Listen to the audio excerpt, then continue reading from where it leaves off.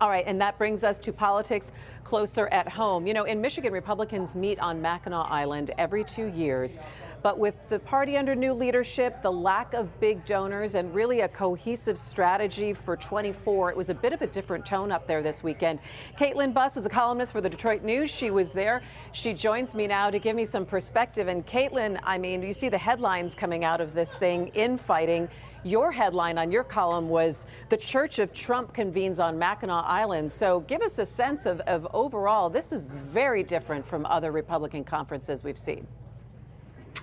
Yeah, it really was. And it's kind of in the eye of the beholder, I guess, whether that's good or not. Certainly for a lot of the people there, you know, they felt it was on the right track for what the Republican Party should be focused on. But it's a big difference from what we've seen in the past. You usually have all the presidential candidates in a presidential year, or at least, you know, top tier statewide candidates running throughout the state. And there were a couple of those there, but that's honestly because there aren't that many candidates announced. There were no presidential candidates except Vivek Ramaswamy. You know, they had some speakers cancel, and attendance was down by a huge margin. In addition to all the things you already mentioned, you know, lack of leadership, lack of structure, lack of infrastructure to actually get any of this voting out.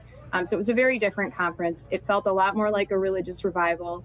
You know, we've said that over and over again. I think the topics that they focused on were hardly political in a big sense. How would you describe the Michigan Republican Party for people even around the country looking in now and going into this next election year without that cohesion? You know, it's interesting. I tried to kind of get a sense of that from a lot of the attendees. You know, what does it mean to be a Republican today? How would you define that? I have to say, I don't think it was as much about Trump as some people necessarily want to make it. You know, my headline said Church of Trump, but a lot of what has happened since Trump has kind of invigorated the space is they're focused on a lot of these issues now that they think he helped highlight. COVID vaccines, you know, abortion has become a big issue.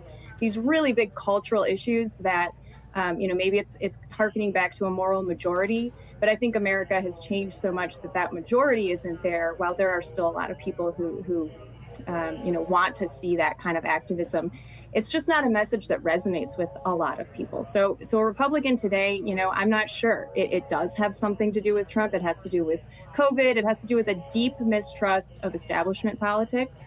And whether or not that grassroots divide and that, you know, establishment wing can ever work together, I think that divide is becoming deeper each and every year.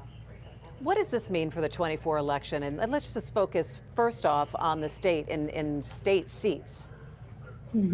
It's a really big problem for Republicans. I mean, you have a couple candidates right now that have announced statewide. You have Andrew Fink running for Supreme Court. You have Mike Rogers, who's announced for U.S. Senate. You have Nikki Snyder, who's also announced for Senate. So the next leader of the Republican Party is really going to be the first person who can get, you know, any kind of coalition behind them on a statewide basis. But in terms of selecting candidates for some of these lower offices, you know, precinct delegates and stuff, that is still very much under control of Christina Karama and kind of all the shenanigans that's happened within the Republican Party. That puts them at a huge risk for this next election. You know, regardless of the difference in messages, Democrats still have that infrastructure there. How would you describe the tone that Christina Karama, who is now the head of the Michigan Republican Party, set this weekend?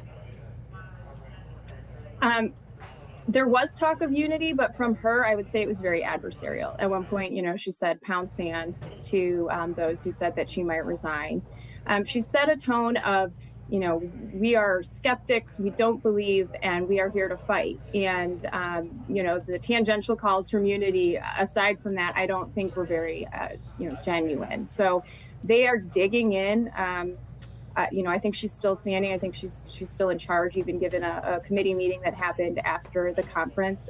But the conference cost itself, it's unclear how that will be paid for. You know, there's virtually no staff at the party.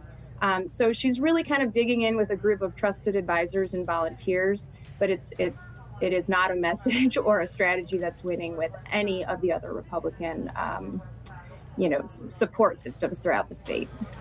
Yeah, message, strategy, and let's talk about money and where the big funders are here, Republicans in the state that back whatever cohesive message that this Republican Party is now putting out. Where are the funders? Yeah, they're sitting on the sidelines, and there's no reason to believe that they'll be giving money anytime soon. And that's what makes it so hard for candidates running who really need that support of a functional state party. You know, that's where a lot of the big money comes through. And without that trust, that money is not going to be available to them. There's a lot of talk of going around and setting up, IEs around the state party and working that way. And that's what they're going to have to do.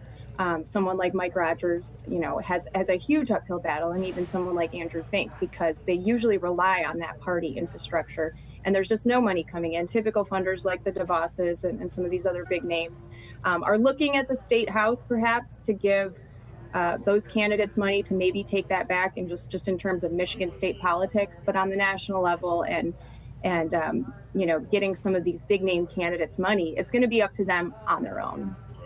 Do you still think, Caitlin, that Michigan is a battleground state for the presidential election? I think it is. And I think when you ask that question to political experts and people who kind of look at this from the 30,000-foot view, they say Michigan is still really critical. It's still one of those early states in the primary.